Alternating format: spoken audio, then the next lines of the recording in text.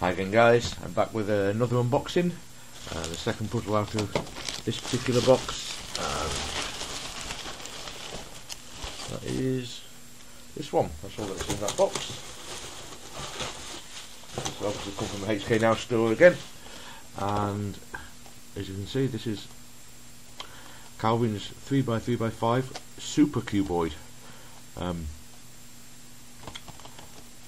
You probably saw my recent unboxing of the Super X Cube, so this is the other one that he released at the same time. He's since released a couple more, which are the Temple Cube and the I Cube, but for reasons I will explain in a moment, I won't be getting it any more in this series. These are the two I always intended to get. So let me just dive into this and then I'll explain why. If I can find which side opens. What on earth?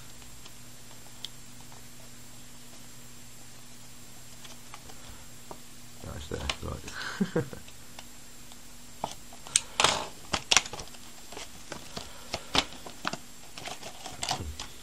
Okay, so once again I think this puzzle looks excellent, just like the Super X Cube does.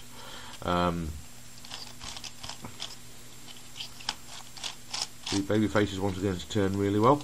I don't know if the tensions will need adjusting as much as the X Cube did, but I'll be honest, straight out of the box that actually feels quite good on this one. A little bit catching there when it got out of misalignment, got misaligned slightly. But, ooh, that one face out of all of them feels awful. That one needs loosening. All the other three around here are absolutely fine, I think, but the yellow face out of all of them is just yeah, it just doesn't want to work like, oh, what's going on there? Look at the state of those pieces. Oh, that's just some dust or something on there. That's alright then, there's some flashing there as well on the edge of that piece that I'm going to want to get rid of. But yeah, that seems to turn quite nicely actually compared to the way the X Cube did. So we'll see when it's scrambled if it's any different. Of course the X Cube certainly changed my mind once it was scrambled compared to when it was in a solid state, but yeah, I think this can turn better. Okay, so if I put the two side by side for a second, I can show you why I wanted just the two of them. As I've shown in my other videos, I've got these centerpieces from Shapeways that Evgeny Grigoriev's Shapeways shop, the designer of these puzzles, created to be able to put inside and create different types of puzzles on these. The entire series, he works on the entire 3x3x5 Cuboid series. Now, what it does on these, it was at the moment, these centerpieces, center sections, should I say, the circles, they can turn independently on every side. And when you turn this down like that, it can turn independently still. Now, this actually makes these two puzzles identical. It may surprise you to learn, because basically all the baby faces are cubies that are glued onto the center inner circle pieces and are raised up. If you imagine I literally sawed through that, chopped it off, that's what I would be left with, a face that looks exactly like that. So the mechanism is exactly the same. The only difference is that these don't have a specific position. I can put these little inner corner triangles, the inner circle pieces, say there, there, there, or there, and it'll still be solved. Whereas on these ones, they have to be in a specific position. So this one would be slightly easier. However, the mechanism is identical. Now, the reason I got both of them, though, in that case, is because with these two puzzles, I can actually disassemble them and make every possible variation. Because what I've got is a red circle, an orange circle, a blue, a white, a green and a yellow, one of each colour, and I've got a baby face of yellow, green, white, blue, red, orange. So I've got one each of every possible face in this pair of puzzles.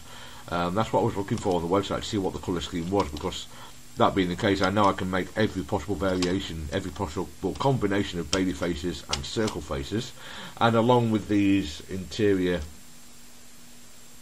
centre parts that change the circles, I can make lots and lots of new varied puzzles. I mean, it would actually be entirely possible for me to make the entire MF8 Crazy Planet Plus series out of these puzzles as well, which which is interesting.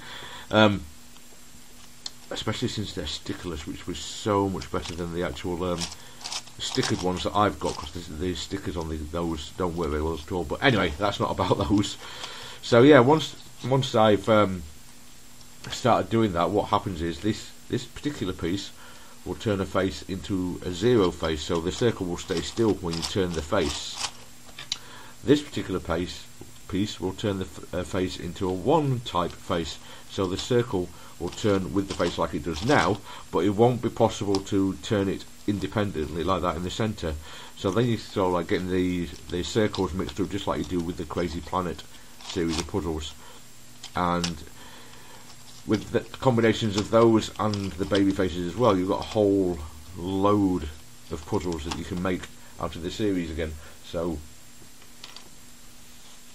I can make every possible combination, as I said, of the entire series with these two puzzles.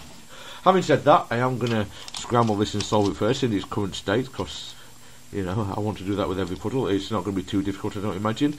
But the one thing with this, actually, I mean, normally you'd have to make sure that you scramble this in a solved without shape-shifting to begin with, otherwise you get the bandaging going on. However, you don't actually get that with this, because look, normally you wouldn't be able to turn this, but on this you can. So that does actually make things a bit easier to solve as well. So you don't actually have to worry about scrambling it without shape-shifting first, because, yeah, as I said, you can still turn every face to scramble it. This is one thing you do get with stickerless puzzles, though. You get a little bit of kind of dust from other pieces as you're breaking things in. I've discovered on the X Cube as well. It's like but obviously breaking in process actually means the pieces are wearing against each other. It's like an engine running in almost.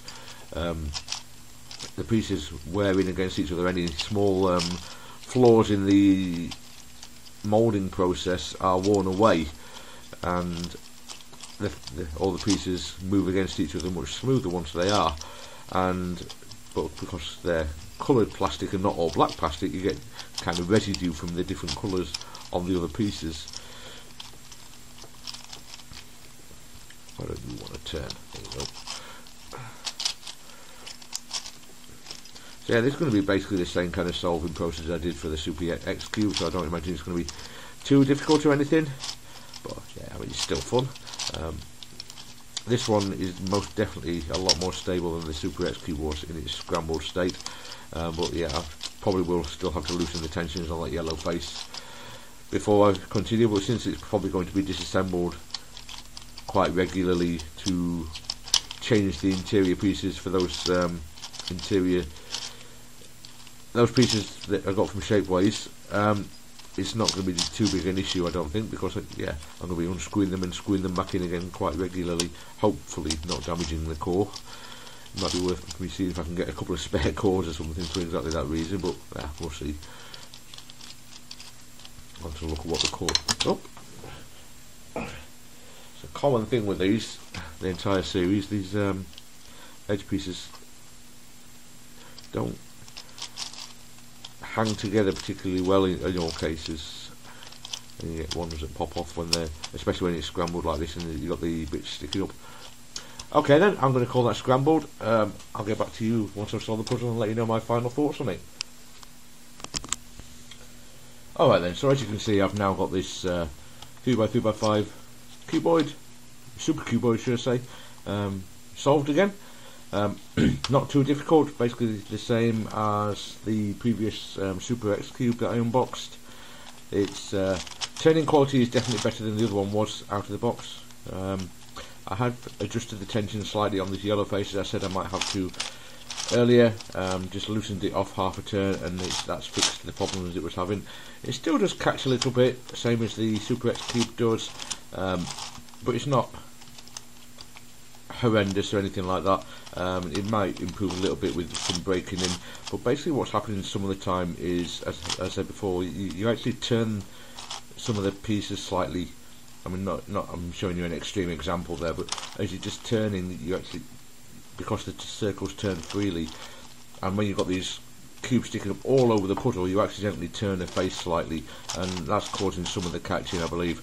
But yeah, Not too difficult to solve, fun little puzzle, but as I said earlier, I got these because I intend to make other puzzles out of them anyway.